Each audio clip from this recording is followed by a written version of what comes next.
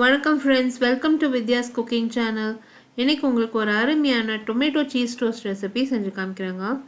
இது வந்து ரொம்ப வருஷத்துக்கு முன்னாடி என்னோடய ப்ளாகில் நான் போஸ்ட் பண்ணேன். இந்த ரெசிபிக்கு தேவையான பொருட்கள், அதோட மெஷர்மெண்ட்ஸ் எல்லாமே வந்து description box below this video இருக்கும்.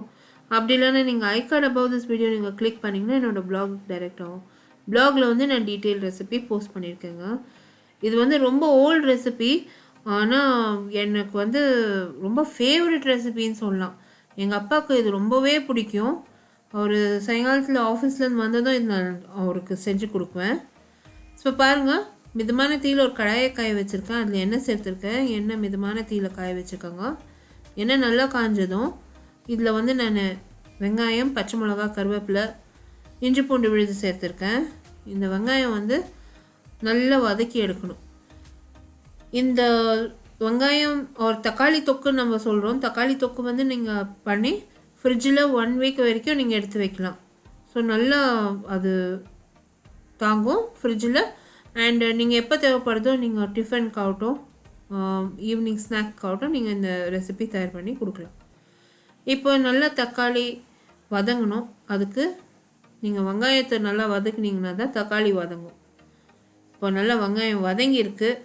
நான் தக்காளி சேர்த்துருக்கேன். தக்காளியை நல்லா வதக்கணும்.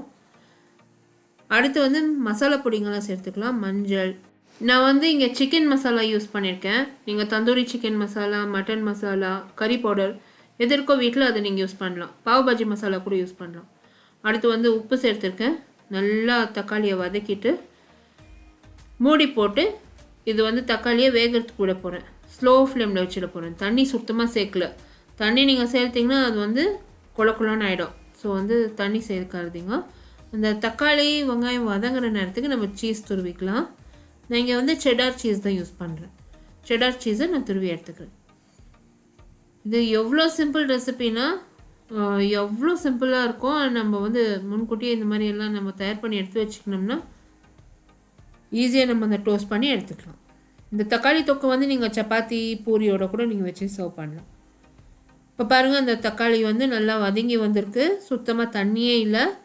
இப்போ கொஞ்சமாக நான் வந்து மல்லித்தழை மெல்லிசாக நறுக்கி அது நம்ம சேர்த்துருக்கோம். சேர்த்து நல்லா ஒரு முறை வதக்கி அடுப்புலேருந்து இறக்கி ஆற விடணும். இது கொஞ்சம் நேரம் ஆறிச்சுன்னா நம்ம ப்ரெட் டோஸ்ட் பண்ணுறதுக்கு ஈஸியாக இருக்கும். ஸோ பாருங்கள், இந்த தக்காளி வந்து மசாலா இறக்கி நல்லா ஆற வச்சுட்டேன்.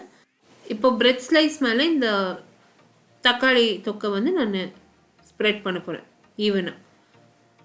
நீங்கள் வந்து என்னோடய 10 year old ரெசிபி நீங்கள் பார்த்தீங்கன்னா ப்ளாகில் இந்த தக்காளி நான் வந்து ப்ரெட் மேலே எப்படி ஸ்ப்ரெட் பண்ணுறேன்னா, ஃபஸ்ட்டு ப்ரெட் மேலே பட்டர் பூசிட்டு நான் இந்த தக்காளி தொக்கு ஸ்ப்ரெட் பண்ணுவேன்.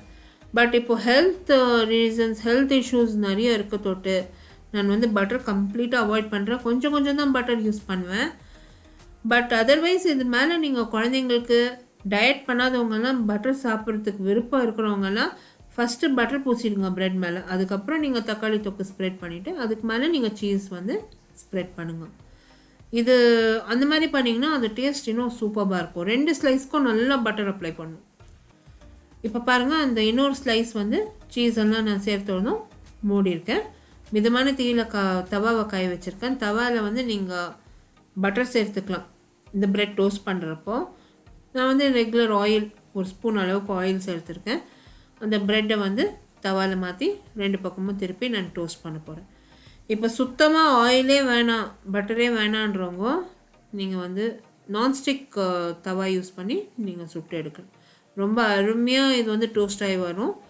ஸோ கண்டிப்பாக ட்ரை பண்ணுங்கள். ட்ரை பண்ணிவிட்டு உங்களோட காமெண்ட்ஸ் எல்லாம் போஸ்ட் பண்ணுங்கள். ஒரு அருமையான டிஃபன் ஐட்டம் இது. அந்த சீஸ் வந்து சாப்பிட்றது நல்லது. அதில் வந்து நிறைய கால்சியம் இருக்குது. அண்டு இந்த மாதிரி தக்காளி தொக்கெல்லாம் வந்து நம்ம ரெகுலராக சாப்பிட்றது ரொம்ப நல்லது. தக்காளியில் நிறைய ஃபாலிக் ஆசிட் இருக்குது. வெங்காயம்லாம் சாப்பிட்றது ரொம்ப அருமையாக நம்மளுக்கு போன்ஸ் எல்லாம் டென்சிட்டி நல்லாயிருக்கும். ஸோ கண்டிப்பாக இந்த மாதிரி ரெசிபிஸ் எல்லாம் நீங்கள் ட்ரை பண்ணிவிட்டு வீட்டில் உங்கள் கமெண்ட்ஸ் எல்லாம் போஸ்ட் பண்ணுங்கள். இது குழந்தைங்களுக்கெல்லாம் ரொம்ப பிடிக்கும்.